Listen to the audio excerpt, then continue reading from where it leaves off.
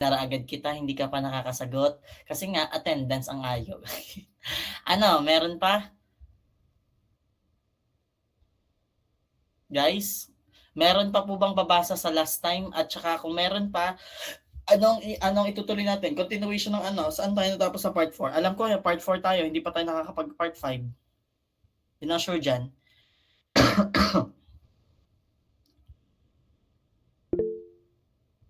Yes po, Mr. Nodera. Saan kaya tayo natapos? Sir, after po ng averaging amplifier po. After nga okay, thank you. Sino ang babasa ng sino ang mga natawag kong hindi pa nakakabasa? Meron bang naiwanan dito last time? Wala. Okay, taas po ng kamay kung sinong pwedeng bumasa. Sige. By the way guys, yung mga announcement ko, mag-a-announce muna ako ha, pero sige, lagyan ko muna nito. So, Rivera, Nodera, Desierto, Rueca, Dastas, Quiachon, De La Cruz, De Leon, Alandicho, Gonzales, Margaret, Dimaano, Bautista, Felicio, Ilagan. Yun muna, okay? So, ang gagawin natin ay kapag natapos ang part 4 at may natira, edi ito continue nyo ang part 5, okay? So, bale, mag-announce muna tayo ng mga announcement. Miss Dimaano, naungusan ka na ni Mr. Corpus. Ang gawin mo po ay yung tigta-3 samples na kinakailangan ko ha. So kukunin ko sa inyo or idaan nyo sa akin sa ating next week. Ngayon po, ang pasahan ng laboratory ay ngayong araw din. Ang lab recording ay tomorrow. Ngayon, ang laboratory report natin ay yung soft copy. Pero dahil nga kayo ay wala at hindi nyo yata face-to-face week ngayon, so ibibigay nyo rin sa akin ang inyong lab 3 next week. Kasabay nung ano pa bukod doon. Kung maaari guys, dito na lang sa dorm, huwag na sa may school ha. Hanggat maaari dito na lang sa dorm para sorry po, diretso. Kasi kapag sa school, dadaling ko pa yan sa dorm. Dito na lang sa dorm nyo, idiretso ng outside the school time.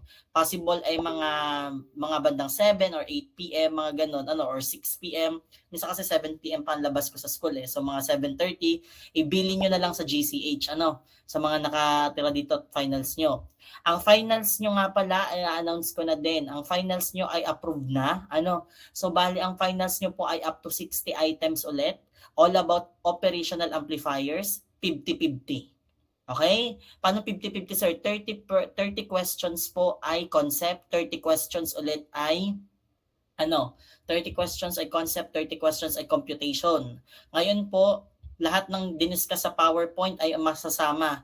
Ang concept nyo po, guys, ay 30 points. Nahati po ito sa dalawang part.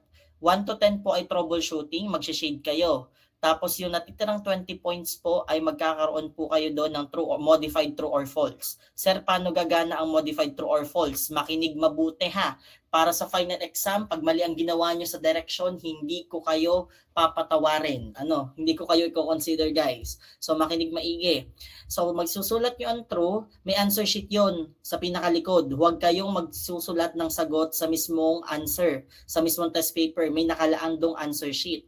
Please po sa mga magsosolve, uulitin ko ha. Sinasabi ko ngayon pa lang, huwag nyong gagawin to. Dahil pag ginawa nyo, talagang i-invalidate ko ang inyong gagawin. Huwag kayong magsusulat or magsosolve sa may answer sheet. Keep it clean as possible. Nandoon po ay 10, so mag-shade kayo, 1 to 20 yung shashadan, pero hanggang 10 lang talaga ang shashadan nyo doon. Tapos po, may table doon, nasa isang page lang din, doon yung lahat ilalagay ang sagot. Ngayon, para magkaintindihan tayo sa true or false. Ia-underline kapag false, ia-underline nyo yung word na nagpa-false. Okay? Pero, again, huwag kayong magsasagot doon sa mismong test paper. Bale, ito yon. Wait lang. Para magkaintindihan tayo. Wait lang nga. Ito ang direction dyan. Mahirap baka mamaya ang gawin na naman ng iba may makulit. Again ha guys, pasensyahan tayo pag hindi kayo sumunod sa direction. Okay, ito yung part 3 Ito ang part 3 na sinasabi nyo. So, di kunwari, ang sabi dito, in an ideal operational amplifier, the output impedance is considered, paki-screenshot din pala mamaya pag nagdi-discuss tayo ha, need ko sa report. Okay, pakisend sa GC. In an ideal, wag mo na ngayon, in an ideal operational amplifier, the output impedance is considered to be infinite. So, di ba ang alam natin kapag output impedance operational amplifier ay 0. So, ang nagpamali sa kanya ay infinite. Sa mismong test paper, ang gagawin nyo, i-underline nyo yung infinite. Pero huwag ninyong lalagyan ng ganito. Pupunta kayo dun sa mismong answer sheet, tapos lalagay nyo itong part na to. Infinite, tapos yung dito, yung may arrow, tapos yung tamang sagot. Yung nagpamali sa kanya, tapos yung correct answer. Ang point ko lang is huwag ninyo itong gagawin. Huwag ninyo itong gagawin, itong part na to, yan. Okay? Huwag nyong isusulat yan sa answer sa mismong test paper. Sa answer sheet yan nakalagay. Nagkakaintindihan po tayo, maliwanag tayo doon guys. Maliwanag sa aking sinabi po. Sir, yes po. Okay ha. So ayaw ko na kayo ay mag-aano. Ito yun. Ganyan. Wait lang, nasan dito yung answer key. Answer key, answer sheet. Wait lang ha. Ito yun. Kasi may mga iba dyan for sure. May iba dyan na ang gagawin ay may iba dyan ang gagawin ay iba. Ito. Nakaganyan ng exam nyo. Wait lang. Ito. Yan o. Yan o. Soft copy. Yan o. Yan. Nakaganyan. So mag-shade kayo dito sa 1 to 10. Huwag hayaan nyo yung 11 to 20. Tapos yung i-underline nyo na word, isusulat nyo ulit dito. Tapos yung arrow. Tapos yung tamang sagot. Bali, underline lang makikita ko. Saan kami pwede, sir, mag-solve? Doon sa unahan, sa likodan. Huwag kayo dito magsosolve sa harap at likod ng answer sheet na to, ng page na yan. Lahat na isosolve nyo dyan is zero ko. Ito ay, isusulat nyo din ang final answer. So, ibig sabihin, sir, kapag nag-solve kami sa problem solving, kapag nag-solve kami sa problem solving, ano mangyayari? Ang gagawin nyo, di ba, ibabox nyo yung final answer. Kapag nabox nyo yung final answer, once you box your final answer, isusulat nyo pa rin yung final answer dito. Sir, paano ang gagawin namin dyan? Dyan yung isusulat. Dito sa box na yan. Bakit, sir? Kasi para alam ko kung alin agad ang tama yung sagot. Ito agad ang titingnan ko sa test paper nyo. Para alam ko kung tama agad ang sagot na nyo. Para maiwasan ko na mag-check ng item na alam ko namang na yun pala ay mali. So, dito pa lang, pag nakita ko ng mali ang sagot nyo, hindi ko na checkan yung solution nyo. Okay? Pag nakita kong tama, doon ko i-check para i-verify kung nakuha nyo nga talaga. Okay? Minimal erasures po ay okay. Magkaintindihan tayo ha. Part 1, Part 2, multiple choice at saka doon sa true or false, no erasures. Pag nagkamali kayo ng underline, hindi pwedeng babawiin yun tapos hindi ko na rin yun i-consider. Partial points will be given kapag sobrang dami ng items kapag sobrang laki ng points ay ibibigay sa inyo. So, up to 60 yan ha. So, nagkakaintindihan po tayo sa inyong finals. Sir, yes po. Okay, sige. Thank you guys sa mga sumasagot. Naway ay pagpalain kayo. Okay, meron pong question. Yes, Miss Dimaano, ano yun? Sir, bali sa Sunday nga po ipapasa yung face-to-face yung lab po. Hindi. Hindi Ngayon next Sunday pa. Hindi ngayong Sunday. Ang ibig ko sabihin ay kung kaya nyo next week, kung kaya nyo mas maganda Sunday, kung hindi, edi next week na sa inyong finals. Ang music video nyo pala ang pasahan ay bukas. Ay Sunday na din pa. Sunday. Mahaba ang binigay ko sa inyong music video ha. So pakiusap naman, ayusin ang inyong music video. Seryoso yun guys ha. Sorry yan. Okay, meron pang question guys? Wala na? Okay. Sige, simulan na natin tong himay-himayin. Bibilisan lang natin ang discussion para matapos agad tayo.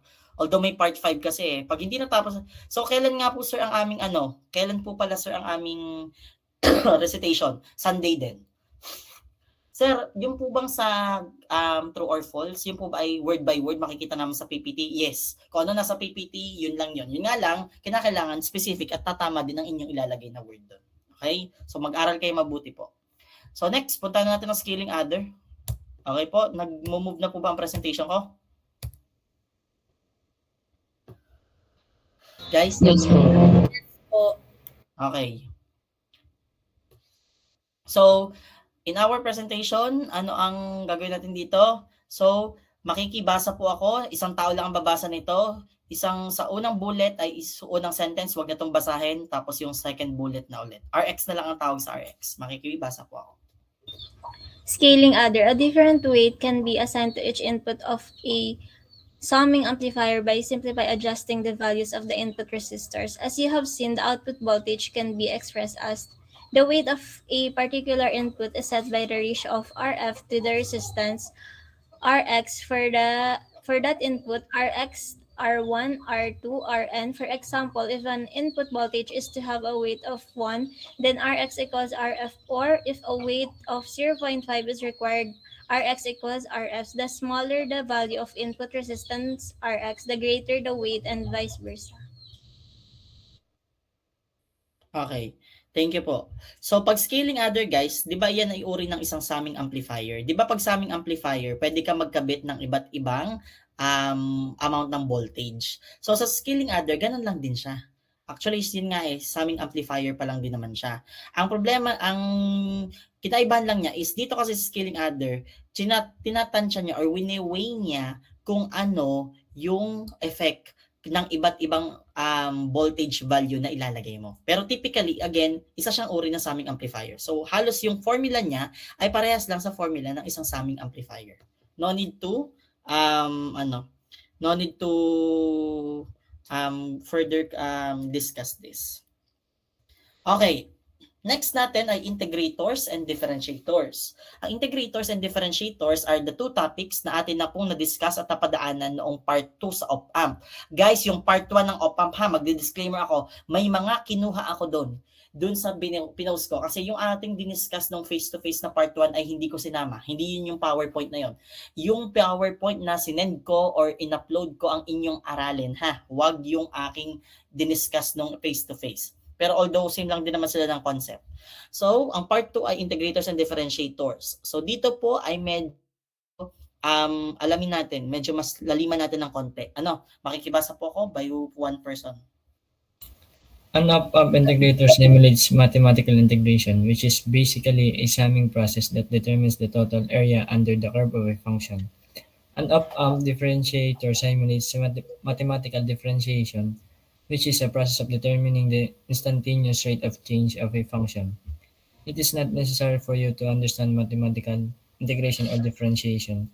At this point, in order to learn how an integrator and differentiator work, ideal integrators and differentiators are used to show basic principles. Practical integrators often have an additional resistor in parallel with the feedback capacitor to prevent saturation. Practical differentiators may include a resistor in series with a comparator to reduce high frequency noise. Okay, thank you po. So, integrators and differentiators. Di ba guys, ang integrators at differentiators ay na-discuss na nga natin ng part 2. Yung integrators po, yan ay ginagamit natin na amplifier na ang function ay para kang nag-i-integrate.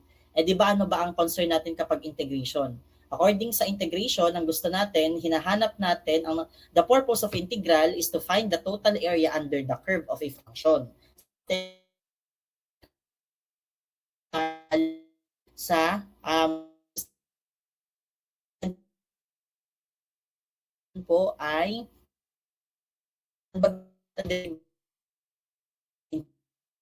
rate of change, okay? Para mahanap mo yung rate of change or pagbabago.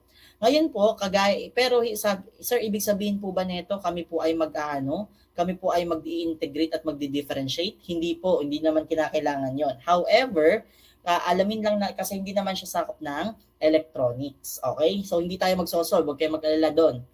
Ngayon, pag-aaralan lang po natin yung mga practical at saka ideal. Bakit? 'Di ba sa operational amplifiers, meron tayong practical at meron din tayong ideal. Makiki-screenshot po ha. Ngayon po, kapag wala, dahil nga meron tayong practical at integral, practical at ideal, applicable din siya, hindi lang syempre sa op-amp. Applicable din siya dito sa integrators at dito rin sa differentiators. So, aalamin po natin kung ano ang pinagkaiba ng practical integrator, ideal differentiator, practical differentiator. So, ngayon po, let us study differentiator, ay integrator. So, ang practical integrator po natin ay ito, So, yan.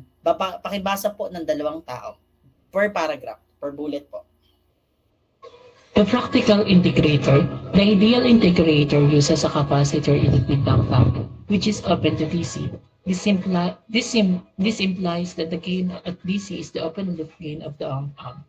In a practical integrator, any DC error voltage due to offset error will cause the output to produce a ramp that moves toward either positive or negative saturation, depending on the offset, even when no signal is present. Okay. Next po. Practical integrator must have some means of overcoming the effect of offset and bias current. Various solutions are available such as chopper, stabilized amplifier. However, the simplest solution is to use resistor parallel with a capacitor in the feedback path as shown in figure 1336. Capacitor in feedback path as shown in the feedback resistor RF should be large compared to the input resistor RN, Rin, in order to have negligible effect of the output waveform. In addition of compensating resistor RC may be added to non-inverting input balance the effect of bias current. Okay, thank you po. So guys, sir, bakit practical agad tayo? Bakit hindi ideal? So sa book ni Floyd, ideal, in-skip na niya yung ideal integrator. So practical integrator muna tayo. So sir, ano yung practical integrator, 'di ba guys? Yung capacitor natin ay nasa sa feedback path. Tapos yung ating input resistor ay nandito sa ating input element. Yan yun. 'Di ba? Ganyan ang integrator. Kapag babalikan niyo yung part 2, hinahamon ko kayo, tingnan niyo yung itsura ng integrator, ang capacitor at saka input resistor.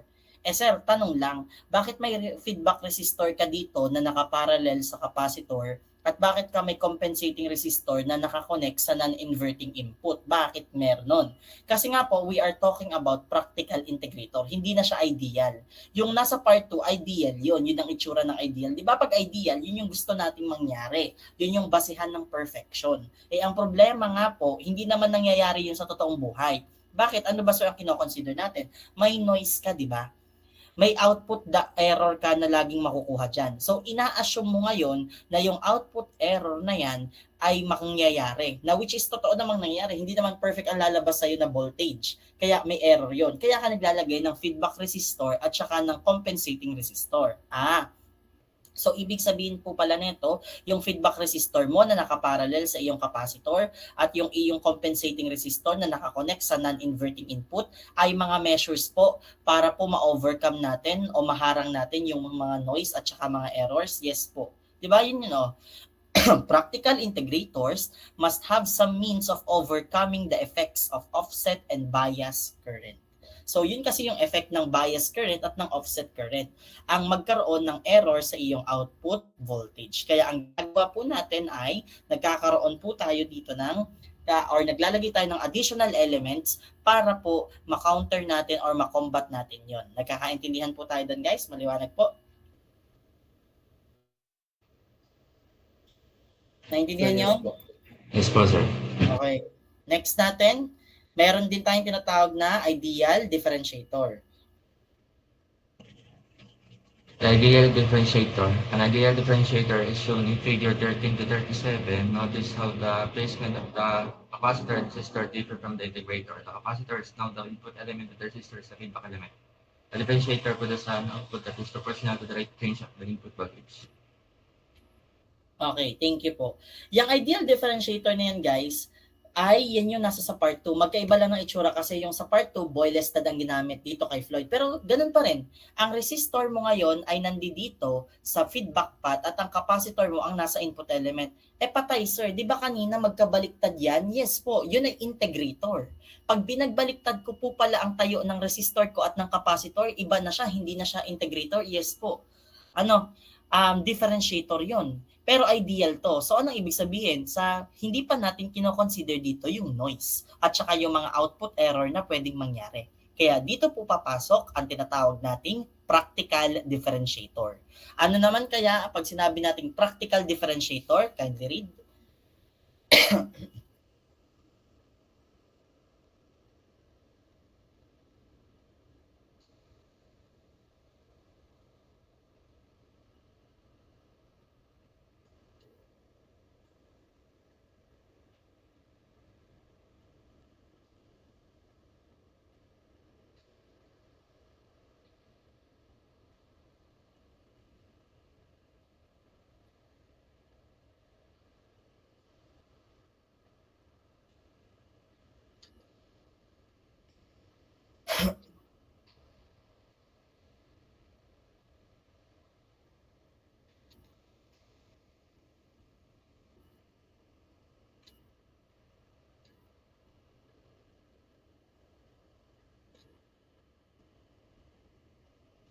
Okay, thank you po. Sa practical differentiator naman natin guys, kung makikita mo, nandito pa rin yung resistor, feedback resistor lang tawag. Pero ano nadagdag, sir? Nagdagdag ka ng resistor na nakaseries sa capacitor mo, at the same time, nagdagdag ka rin ng compensating resistor sa non-inverting input. Na kanina, itong dalawang ito ay wala.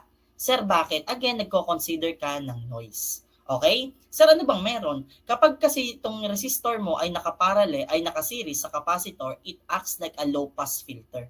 Sir, ano ba yung low-pass filter? Kaya nga siya low-pass. Ibig sabihin, ang ipapass niya lang or ang papayagan niya lang makadaan na frequency ay yung mga low lang. Low ang makakapass. Low-pass filter. Okay? So, pag mataas ang frequency, hindi na siya padadaanin. So, kapag pinakutol, sir, namang connect nun kung meron man tayong low-pass filter. Kasi po, mas maingay ang circuit kapag nasa sa mas mataas na frequency. Differentiator circuit tends to be noisy because electrical noise mainly consists of high frequency. Kaya ang padadaan, gusto lang natin yung mga frequency na low. Nagkakaintindihan po tayo dito, guys? So, yes. Okay ha. So, ibig sabihin po, itong practical differentiator natin na ito ay ginagamit natin ito ha para dito sa part na to. Okay? So, yan. Itong input resistor at compensating resistor. Nagkakaintindihan po tayo? Maliwanag po? Yes po, sir. Okay. Yes po. That concludes the part 4. Sir, tapos na agad ang part 4. Natural, tapos na agad ang part 4. Okay? So, ito yan yung last kasi last time eh. However, bilisan natin ang part 5. Pero pag hindi natin tinapos ang part 5, inisip ko ba, mag-grade-address it na lang tayo o i-continue na lang natin ang part 5 sa ating next meeting? Anong gusto nyo? Mag-grade-address it pa tayo? Po, sir.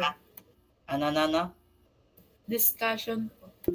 Yon, di ba? Continue po. Yon, suntokin kita bench dyan eh. Kaya sabi ko, asikasuhin mo yung asikasuhin mo yung project nyo, guys. Sa methodology, sa scope and limitation, ha? Ayusin nyo, susuntok ko kayo dyan. Continue daw po sa Sunday ang ibig sabihin. Kaya nga. Sige, checkin natin. Kasi meron niya, may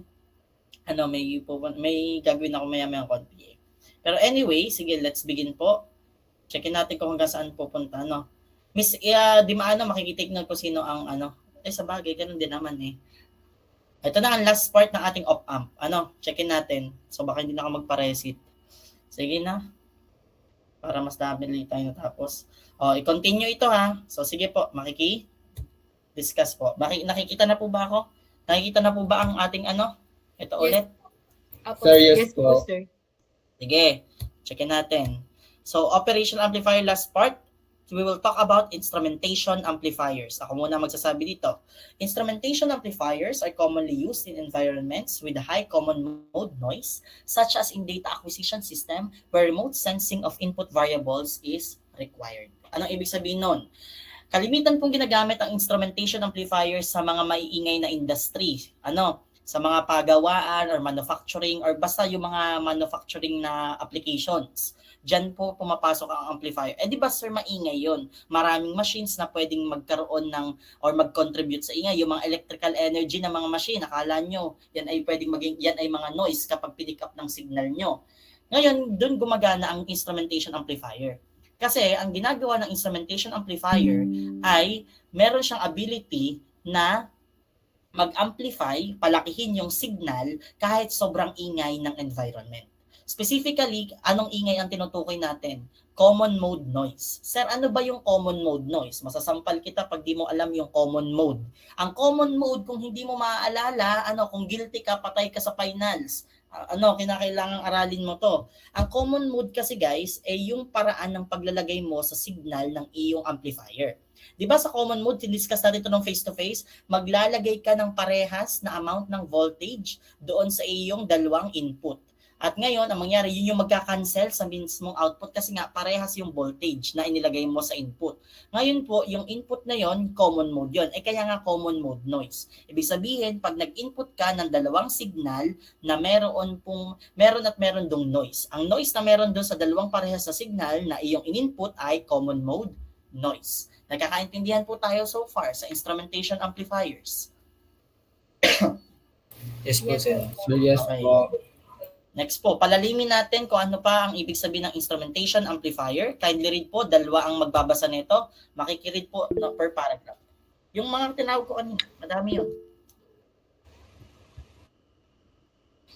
An instrumentation amplifier is a differential voltage gain device that amplifies the difference between the voltages existing at two input terminals. The main purpose of an instrumentation amplifier is to amplify small signals that may be riding on large common mode voltages. The key characteristics are high input impedance, high common mode rejection, low output offset, and low output impedance.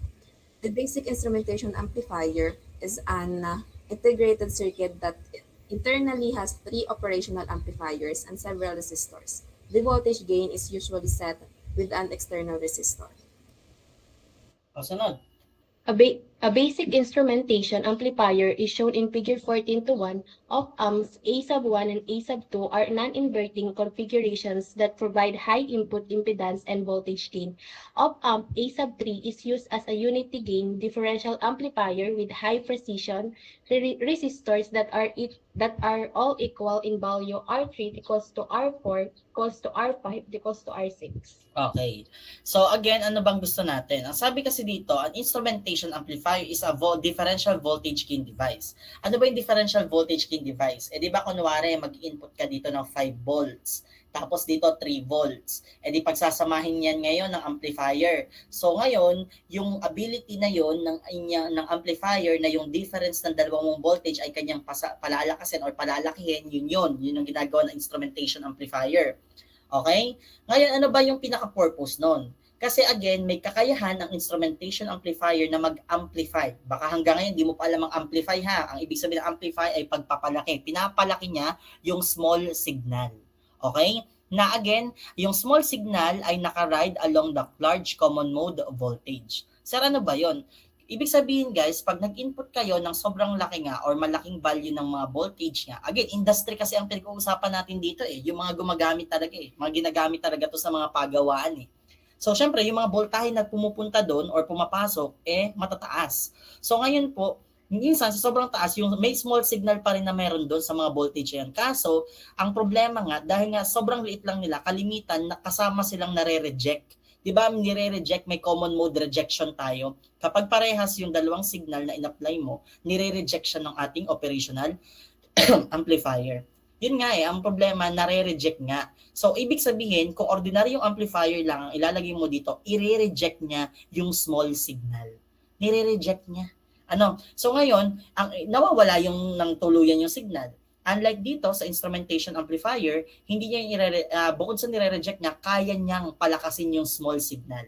Ano ba yung katangian ng instrumentation amplifier? Mataas po ang kanyang input impedance. Natural lang sa isang op-amp.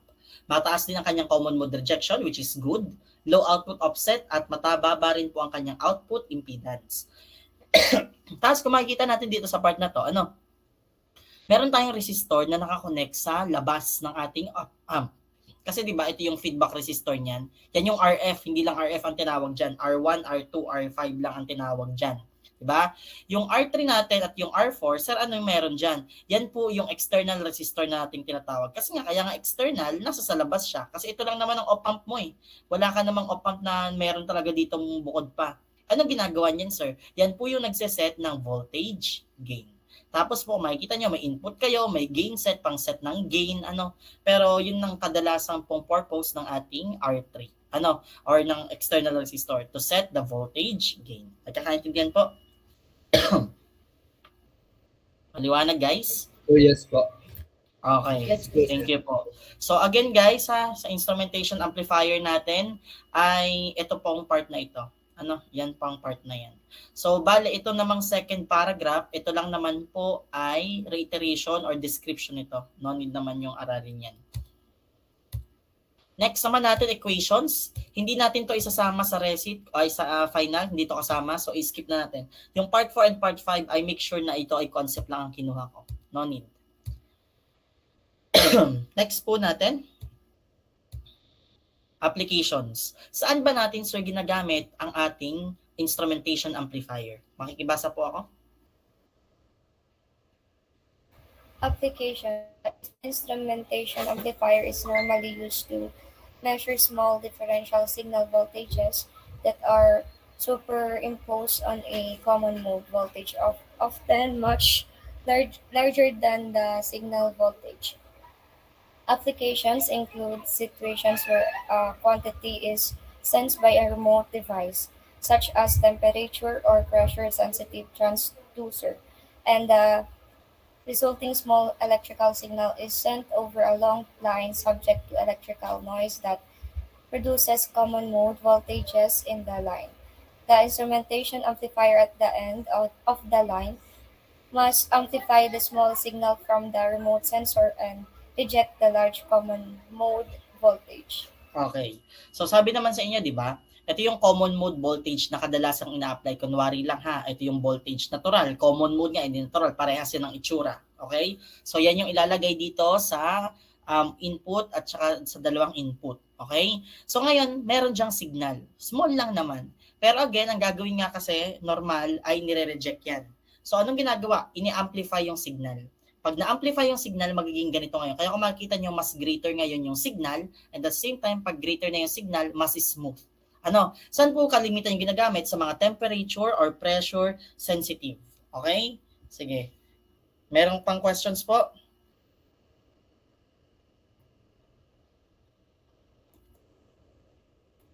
Wala naman po, sir. Wala naman po. Okay, thank you. Wait lang.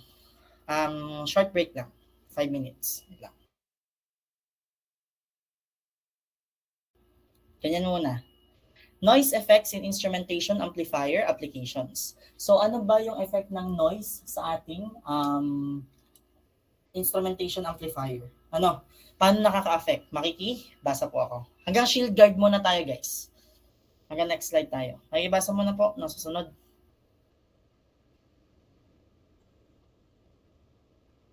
Hello? Nandito pa ba kayo? Makikibasa po ako sunod. Wala na. Tapos na agad. Sir, meron pa po. Pwede po yung kasunod ng bumasa. Yung kasunod muna kung hindi attentive yung una. Hello, wait lang sir. Naglag po laptop. Various types of transducers are used to sense temperature, strain, pressure, and other parameters in many types of applications. Instrumentation amplifiers are generally used to process the small voltages produced by a transducer and often are used in noisy industrial environments where long cable connects the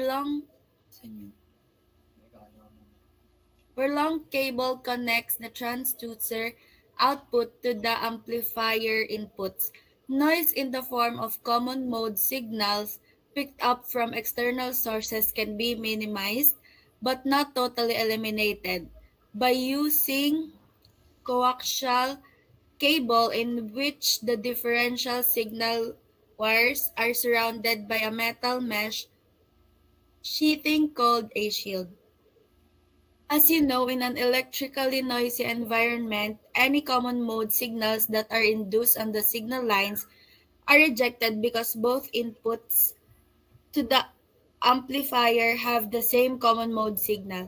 However, when a shielded cable is used, there are stray capacitances distributed along its length between each signal line and the shield. The differences in these stray capacitances, particularly at higher frequencies, result in a phase shift between the two common mode signals as illustrated in figure 14 to 8. The result is a degradation in the common mode rejection of the amplifier because the two signals are no longer in phase and do not completely cancel, so that a differential voltage is created at the amplifier inputs. Okay, thank you po. So, noise effects in instrumentation amplifier applications. For example, di ba, ginagamit po natin yung instrumentation amplifier dun sa ating industry, di ba? Kalimitan po ginagamit dito sa mga transducer. For example, noise industrial environment sa mga pagawaan, manufacturing industries, di ba? Mga pabrika, noise, etc. So again, madaming noise na pwedeng ma-pick up po yung ating signal. So ito yung mechanism guys, ito yung mechanism. May signal kayo. Yung signal na yon, madaming machines dun sa industry. Syempre, madaming mga machines sa paggawaan, di ba? Sa mga manufacturing industry. They all emit, anong nilalabas nila? Electrical energy. Pag naglabas sila ng electrical energy, anong nangyayari dun sa electrical energy? Napipick up ng signal natin.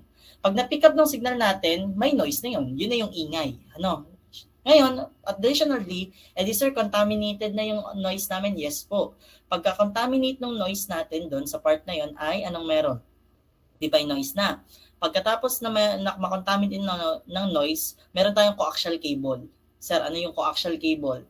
Ang coaxial cable, guys, yun yung nasa sa television natin. Di ba sa mga TV, may makikita kayo doon na yung sa mga lumang television natin, makikita nyo doon na meron kayong wire, yung pinipit sa likod sa mga antena, yun yung nagpro-provide ng shielding. So, ano pong ginagawa ng shielding na yun? It gives stray capacitances. Diba? Para siyang capacitor, naglalagay siya ng capacitance. Anong meron, sir, kapag naglalagay siya ng capacitance? Kapag naglalagay siya ng capacitance, ano ba nangyayari kapag nilalagyan natin ng capacitance yung signal? Bumababa yung quality ng signal. So, anong meron? Bago makapunta yung signal mo dito sa instrumentation amplifier, ang gagawin ngayon ng instrumentation amplifier, i-reject niya yung common voltage. Pag i-reject niya yung voltahe, anong ginagawa niya? Yung signal ay palalakasin niya, i-amplify. Yung signal ay may noise. Anong mangyayari dito sa output natin? Yung output na ma-amplify or yung output na lalaki ay anong meron doon? Yung output po na magiging malaki ay may noise ng kasama. Hindi na siya smooth. Nagkakaintindihan po tayo doon. Ganun po nakaka-affect ang ating instrumentation, ang noise sa ating instrumentation amplifier. Gets po yun? Yes, sir. Yes po. Okay. Thank you. This will be our last slide muna, no? So, alam na natin, so, di na tayo mag-graded receipt po, So, dito natin muna tatapusin. So, di ba alam natin na yung, na meron tayong ginagawa doon, di ba? Ano ngayon yung pinaka gagawin natin? Ang gagawin po natin is, meron tayong tinatawag na shield guard. Ito yung paraan kung paano man natin makakombat yung ating noise na ginagawa or nagiging effect. Po? Ibasa po, Shield guard. Okay po. Shield guard. Guarding is a technique to reduce the effects of noise on a common mode operation of an instrumentation amplifier operating in a critical environments by connecting the common mode voltage to the shield of a coaxial cable. The common mode signal is fed back to the shield by a voltage follower stage as shown in figure 14-9. The purpose is to eliminate voltage differences between the signal lines and the shield, virtually eliminating leakage currents and canceling the effects of the distributed capacitances so that the common mode voltages are the same in both lines. The voltage follower is a yung kabila naman, yung next naman pong reader. Next reader, please.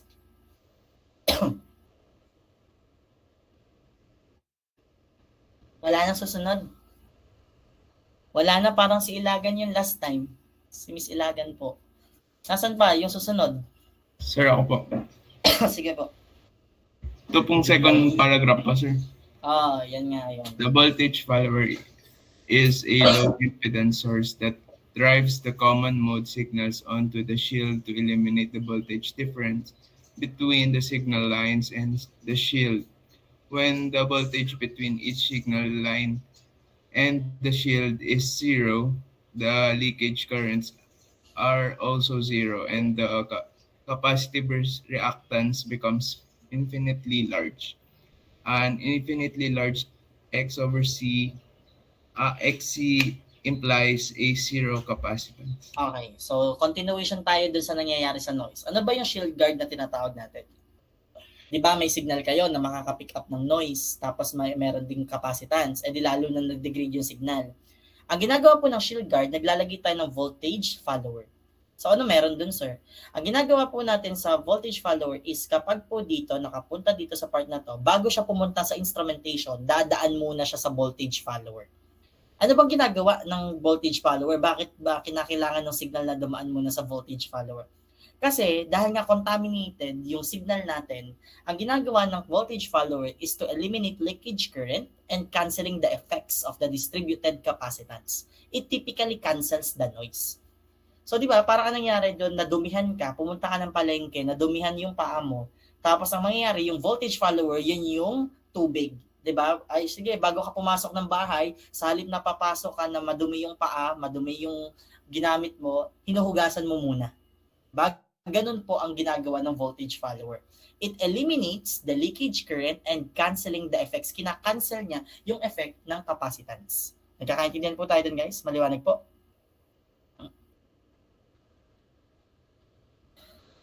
Maliwanag, guys? Nandiyan pa ba kayo? Baka tulog na kayo. Okay. So, ngayon, kapag lumabas yung output natin sa voltage follower, pag lumabas yan, meron? Smooth na ulit yung signal. Para kapag yan ay bumalik sa at nag-input na sa instrumentation amplifier, ma-amplify na yung small signal ng mas malaki. Mas smooth na yung lalabas at mas mare-reject na yung noise ng ating instrumentation amplifier. Yung lalabas ngayon na output signal mo dito is magiging malaki na. Nagkakaintindihan po tayo dun, guys? Maliwanag po? Maliwanag po? Yes po, sir. Tulog na. Yes, po, Iba. sir. Yes po. Tulog na. Sinasabi ko sa inyo ha, kasama to sa finals nyo. Siguro out of 30 questions, may 8 or 9 akong tanong na wala nga pala kayong op-amp, wala pala kayong FET kagaya ng sa CPE. So, meron po tayong 10 or mga 10 questions na kasama sa part 5. Kasama sa part 5 ha. Mga 10 yon. 10 to 15 kasama ng part 4 and part 5. Sorry po. Kaya sinasabi ko, iintindihin nyo ang itong ayoko kapag walang graded receipt, hindi na kayo parang unattentive na kayo eh. Kasi ang mangyayari parang di naman i-explain namin yan kung wala na kasing receipt. Mahirap guys ha. Pero guys, kung wala tayong receipt, magre-rely po ako sa inyong laboratory recording. Yun ang gagawin nating 100% COPS. Pati yung mga nakaraan ding na participation. Okay? So, iano ko na lang. May questions po ba kayo regarding sa isolation amplifiers natin? May questions or clarifications? Wala po, sir. Wala naman po. Wala po, sir. Wala naman. Nasaan ba si Miss Casey, si Miss Casey De Leon? Miss De Leon, nandito ka ba? Yes po, sir. Fiesta ba sa inyo? Taga saan ka ba? Po. Fiesta ba daw sa inyo? Yes po, sir. Kaso wala pong handa. Ay, nako. Wala na. Babagsak na kita kung wala kang handa. Okay. Sayang. Pagpapalit kami. Okay, sige. May questions po, guys, before we end our meeting? Sir, Wala na po, sir. Ayun, sige, Benjo. Sapakin mo si Miss Dimaano. Okay, joke lang. Sige po, Miss Bautista tuloy, Miss Dimaano. Ano munang concern mo? Sir, attendance po, tsaka po yung participation po last meeting, tsaka po ngayon. Oo. So, taas ang kamay ng mga may nag-participate last meeting. Tandaan nyo pa ang mga points nyo? Tanda Yes. pa? Yes po, sir. Ipunin nyo muna. Next meeting ko kayo babayaran. Next meeting pa. Next meeting. Kasi may last meeting pa tayo sa Sunday. May last meet pa tayo ng Sunday. Ano pa po? Meron pang questions? Alam nyo, ipunin nyo muna. Pati yung mga magtutuloy na bumasa. Meron pa? Yes, Mr. Valdez ko. Ano yun? Wala. Trip mo lang. Sir, attendance. Attendance din. Okay, sige. Meron pa. Sige. Quick attendance tayo, guys. And then, start tayo. At gusto yata ni Miss Valdez. Miss Dimaano talaga. Okay. Yung mga pinagre-redef natin ha. Yung mga pagre-represent ha. Next week kayo magre-represent po. Okay? 4 kayo sa O1, isa sa O1, 4 sa O5 ang na-redef ng Mga electrical na ito Ano? Ano po Mr. Kiatchon?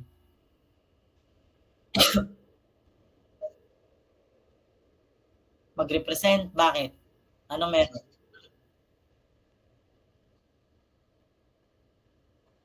Hindi finals week, pagkatapos na ng finals. Ay siya, hindi finals week, hindi na. Hindi. Ay, wait lang. Yung ba, yung kayo ba yung yung inaccept nyo na yung dipit nyo? Yung ba nasabi ko? Ay siya, sige. Sige po. Hindi kayo pwede, malas nyo na lang. Hindi, joke lang. Sige. Okay, kung yun na nasabi ko, just to be fair. Sige. Siya, kunin nyo sa akin ang papel nyo. Nasa sa akin ang papel nyo. Sige, start tayo. Week 28 kayo ha? Week 28, sorry. Week 18 tayo ha? Mag-aano? Sir, excuse me po. Wala pa, hindi ko pa namamarka ng finals nyo. Okay, yes, Mr. Goron Galerios, ano po yun? Sir, pwede po ba pag nag-defense mas mapaaga kami? If tapos na po namin yung pinapagawa niyo po sa amin. Mas mapaaga kami? Paano mas mapaaga kami? Yung mas maaga po kami hindi po mag-represent. pwede kasi po ako ay proctor ng exam during this coming week. Diba? Magdidemand ka pa sa akin, ikaw na nga itong represent, Mr. Ron Galerios. Tama bang attitude yan? Sorry, Tama boss. ba yan? Okay, ikaw yung may kailangan ng grade, di ba? Hindi, okay lang. Sige. Pero hindi kasi busy ngayong week, guys. Mahirap kasi ako ay baka mag-proctor ng exam. So, possible na hindi. Okay, let's start. Sige. Quick attendance na tayo, guys. Bilisan na. Pag nadaanan, wala. Abela. Present po. Altuna. Present po. Alvarez. Present po. Valdesco. Present po. Bautista. Sir, present po. Bianzon. Present, sir. Di ka na naimik ngayon, Mr. Bianzon, kung kailan ka naging president, saka ka naging inactive sa klase. Dati ikaw ay, isa ka sa mga estudyanteng sobrang, active. Briones. Present po. Karaig. Present po. Ariaga. Present po. Katapang. Present po. Okay. Naalala ko tuloy si Miss Umali, talagang kinakabahan siya na nag-represent siya ng linggo, Parang nag-present siya, Pero naman Miss Umaling, pakiramdam mo nakapasa ka pero yung boyfriend mo ay hindi nakapasa. Sir, pinaghandaan namin yun, sir. Oo. Yan daw, pinaghandaan daw yun, Mr. Briones, ha? Hindi yung papatayin niyo yung ilaw, tapos titingnan natin kung saan tatama yung liwanag. Ha? Na nakalagay ay sunlight. Okay, Miss Kayabyab. Danyo Imnida? Present po. Si Danyo Imnida. Dastas? Present po.